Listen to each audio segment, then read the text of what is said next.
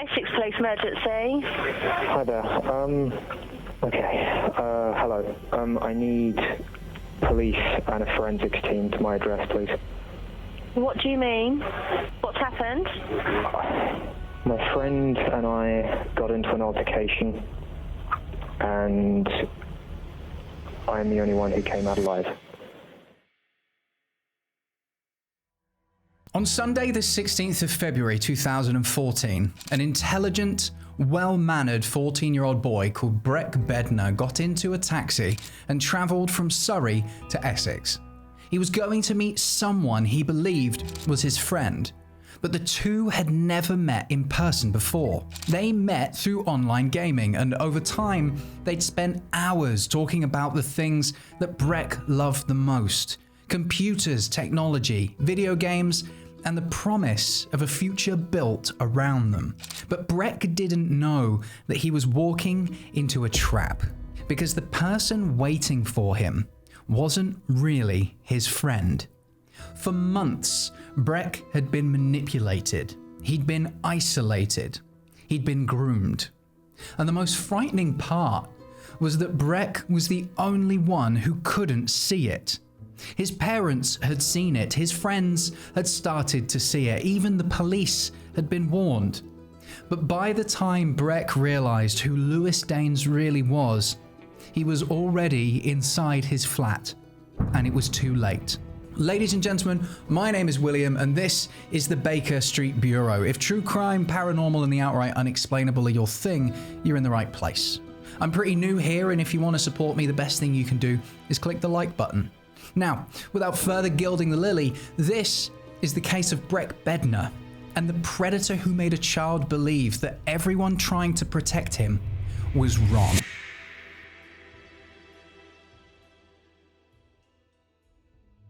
Breck Bednar was a 14-year-old boy from Caterham, Surrey. He was a student at St Bede's School in Redhill and was described by loved ones as a bright, kind, confident, thoughtful, and gifted young man. His parents were American, and they moved to the UK before he was born in 1999. Breck's interests were very much centred around science, technology, computers, engineering, and gaming. He was interested in flying and joined the Air Cadets to learn more about aviation. All things sound like a very capable and well-rounded young man. As a pastime, he enjoyed fixing things and taking things apart, which gave us a very clear picture of the kind of child he was. Not just someone that used technology, but someone who wanted to understand how things worked. His love for computer systems naturally steered him towards video games, as he enjoyed building computers. Gaming wasn't separate from his love of technology, it was very much a part of it. Not only was he into coding, but his affinity for understanding how things worked and problem solving meant gaming was a natural fit. For all the negative press it gets, people massively understate how good gaming is for developing problem solving and cognitive skills. Gaming was also social for Breck. He wasn't ever just sitting in his room playing games on his own. The world of online gaming was very interactive and social. It gave him a sense of belonging around the things that he cared about most, and often played with friends that he knew in person, but also friends that he'd made from around the world. Problem solving, understanding deep mechanics, the systems that made both the games and the consoles, all things that he loved rolled into one. And that's exactly why Lewis Daynes was able to use it against him.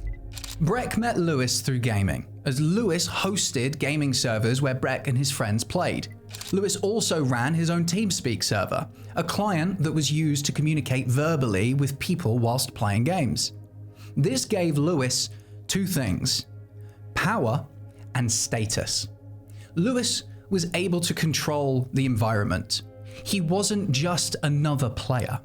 At his will and command, he could choose who played, who didn't, who was on whose team, and anything in between. He also had control in the same way over the TeamSpeak server, so if anyone was out of line or said something he didn't agree with, they were removed.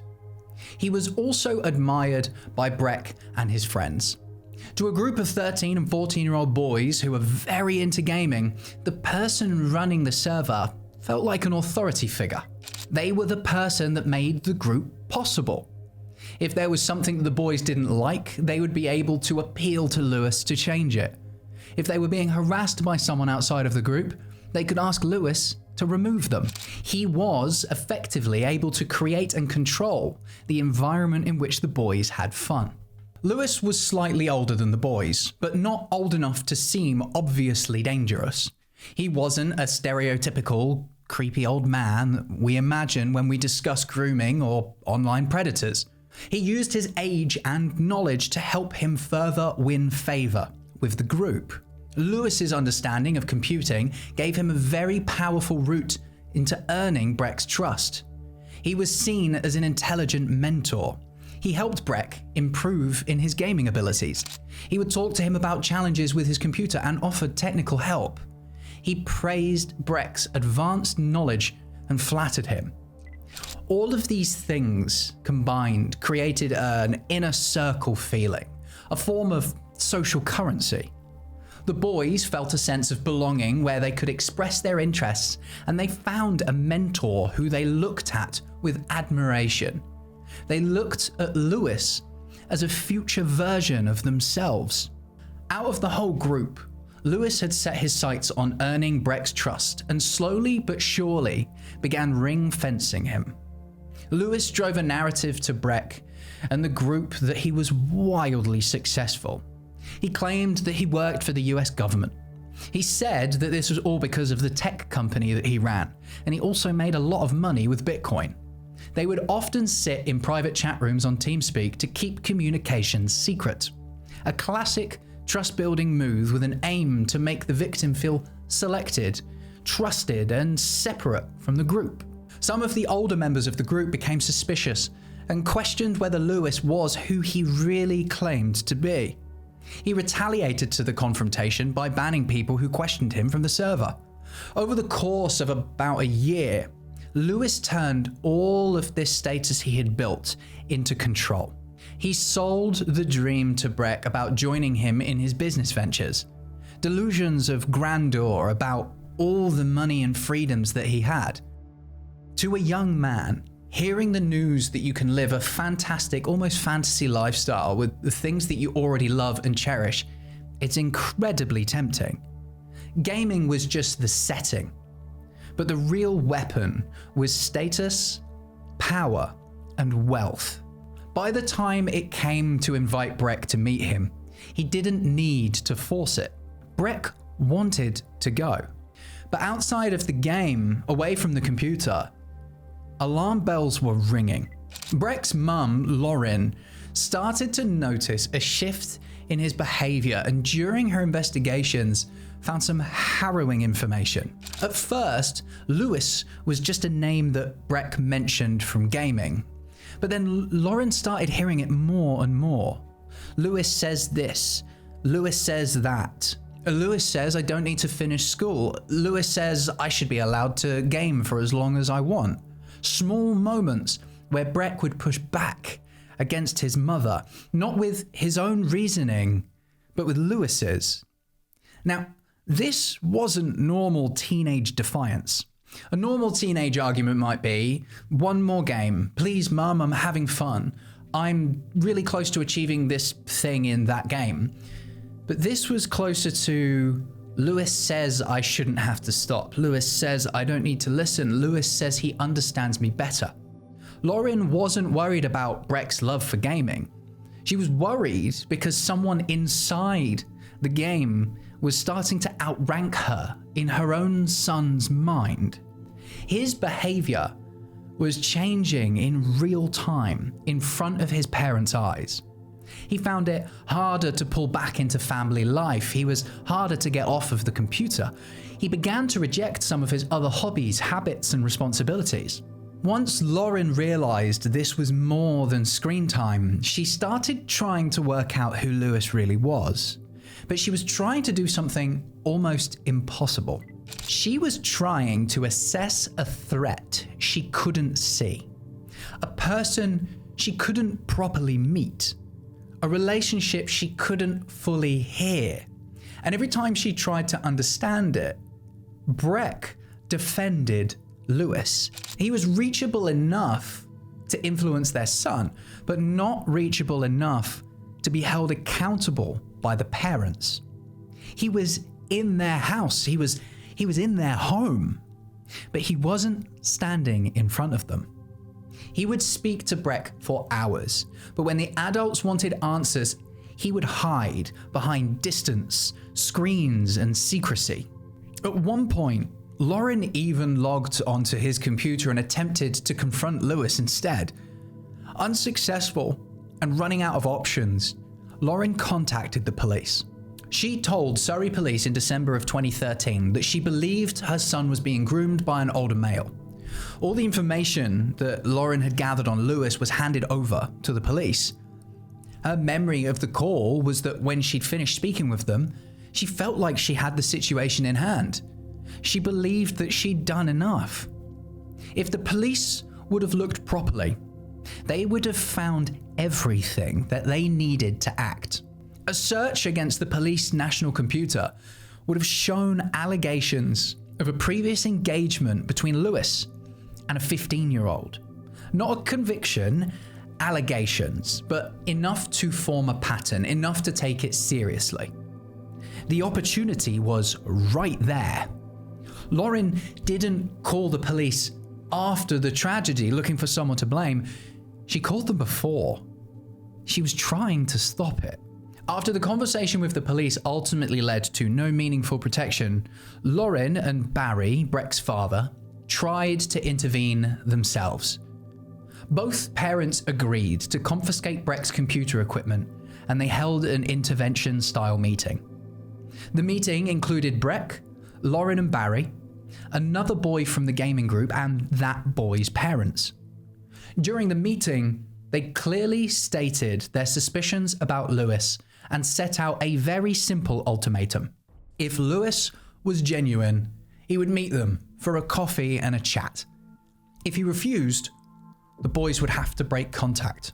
This was an attempt to prove to the boys that Lewis didn't have their best interests at heart. If he was truly who he says he is and has nothing to hide, he'll turn up. Unsurprisingly, Lewis refused to meet them. What's more surprising is that both the boys actually defended him during the meeting, and it just gets worse. Instead of breaking the connection between the boys and Lewis, the drive to sever Breck from his clutches just drove the relationship further into the shadows. Lewis had instructed Breck to record the meeting on an MP3 player. He wasn't just reacting to what was going on. He was monitoring. He was planning. But when Lauren confiscated the computer equipment, that threw a spanner into the works. In a desperate attempt to regain control, Lewis shipped Breck a new smartphone so they could continue communicating. All of this firmed up everything Breck had been manipulated to believe. His parents were against him. Everyone was against him. Lewis wasn't. Lewis was his friend. Breck's parents did everything they're supposed to do. They set boundaries. They attempted to educate. They reached out for help. They tried everything to sever the bond. But that just deepens the secret. And Lewis used that as fuel. Lauren and Barry weren't trying to take Breck's world away from him. They were trying to get one dangerous person out of it. From that point on, Lauren wasn't just fighting to get Breck away from Lewis. She was fighting a version of Lewis that Breck had been taught to protect. Things were starting to escalate. After a very long year, Lewis made contact with Breck and told him that he was dying. The fictitious business that Lewis had built up needed an heir, and he believed that Breck was the one to take it over. Throughout the year of manipulation, Lewis had made Breck feel like he was the chosen one. He made him feel seen. He made him feel unique. He had fabricated a future that included all of the things that Breck loved, and it was right at his fingertips. Lewis told him that he needed to come to his flat because there was something important that only he could help with. It wasn't just a promise about money though. This was a promise of identity. Lewis was the man that he had always wanted to be. He was authoritative, he was smart, he was kind, he was rich. He didn't have to worry about bedtimes and parents. He didn't have to worry about school. All Breck had to do was go to his flat and learn how to run the business. For most adults, this would have sounded absurd. But Breck wasn't an adult. He was a 14-year-old boy who loved technology, and for months, Lewis had been presenting himself as the older, smarter, more successful version of the person Breck wanted to become. The promise of money made everything feel so much bigger than it was. It also gave Lewis the perfect justification as to why Breck needed to keep things a secret. Emails released by Essex police showed Lewis promising Breck that he would never have to worry about financial security. The figure of about £85 million was mentioned. Lewis had spent all this time building the invisible world. He needed a route of manipulation to get Breck to Essex without him telling his parents.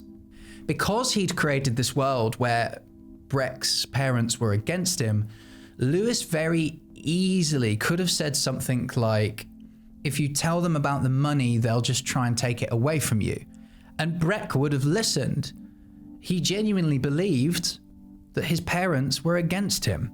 There's also an angle that Lewis wasn't asking him to sneak away.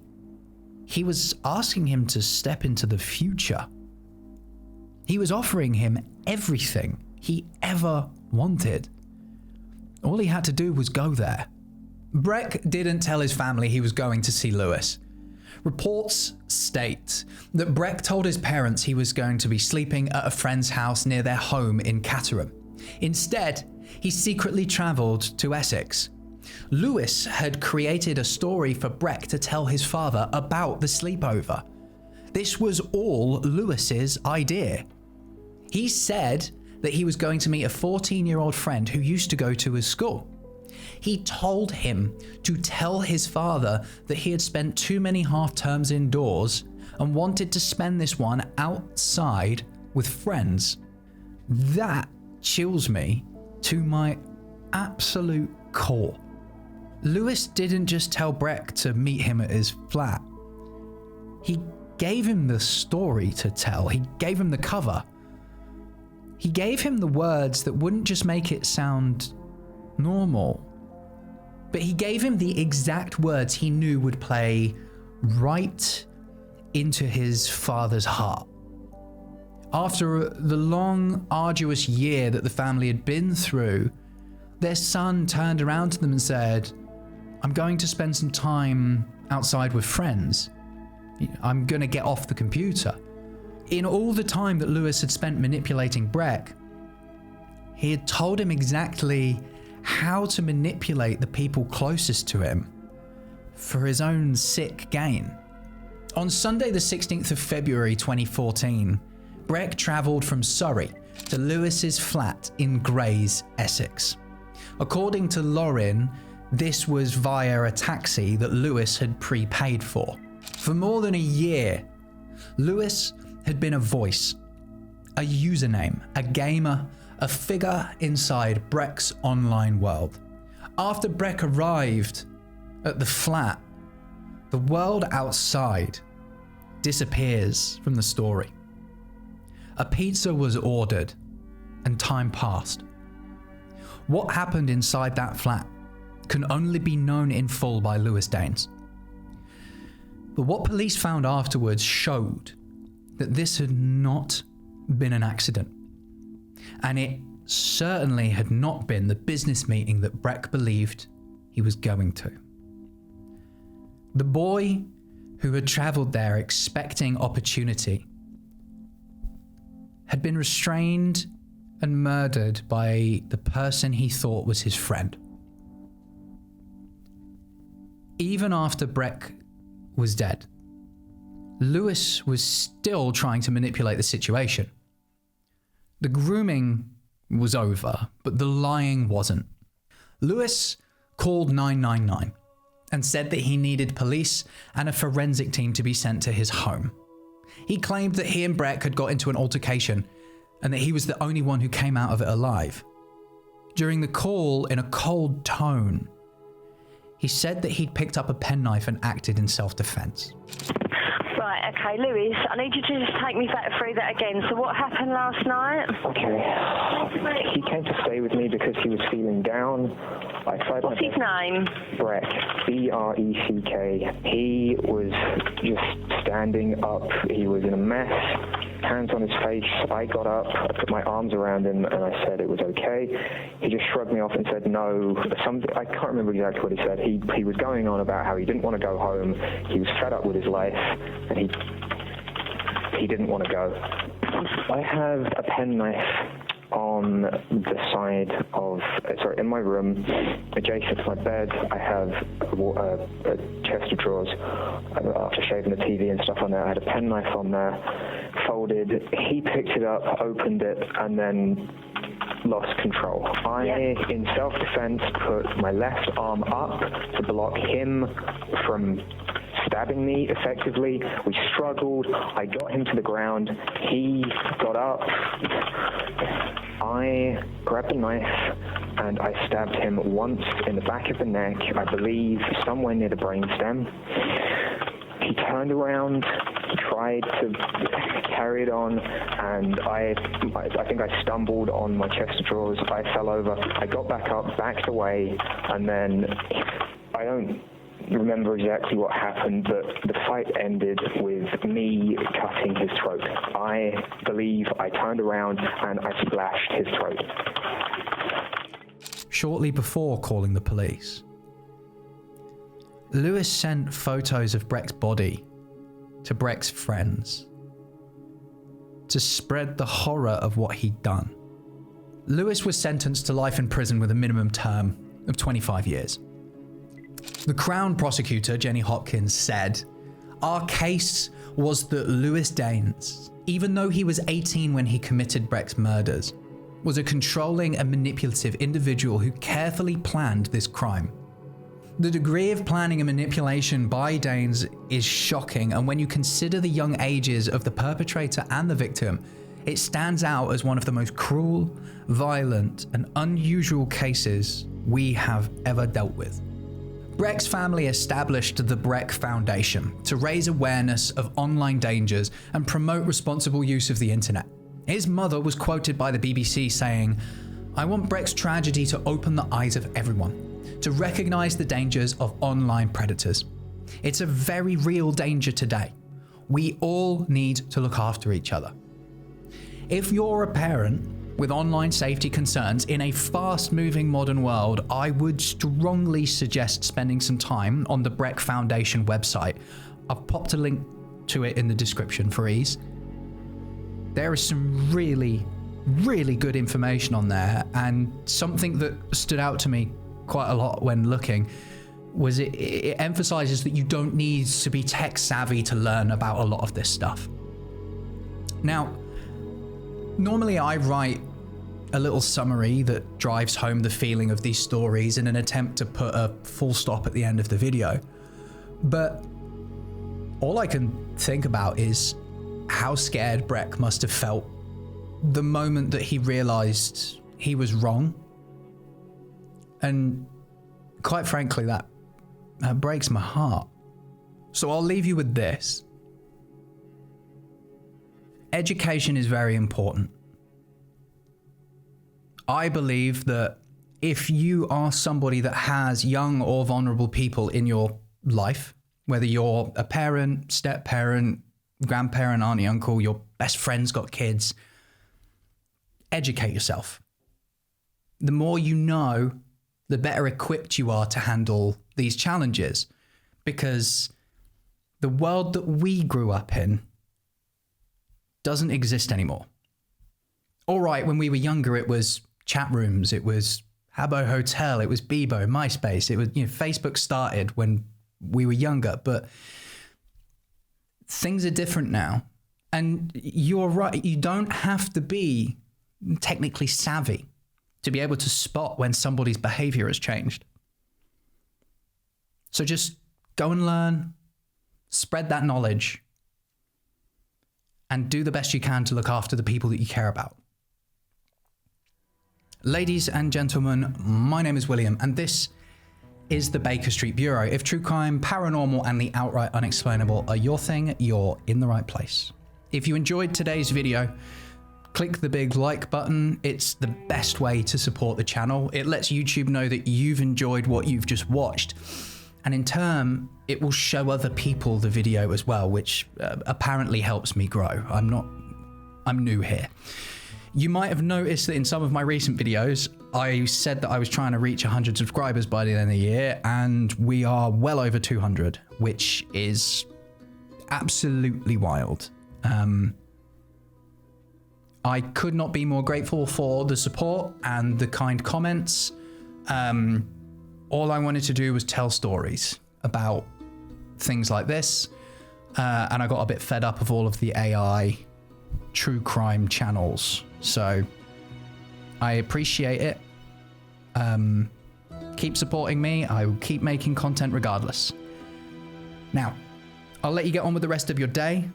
And if I don't see you, good afternoon, good evening, and good night.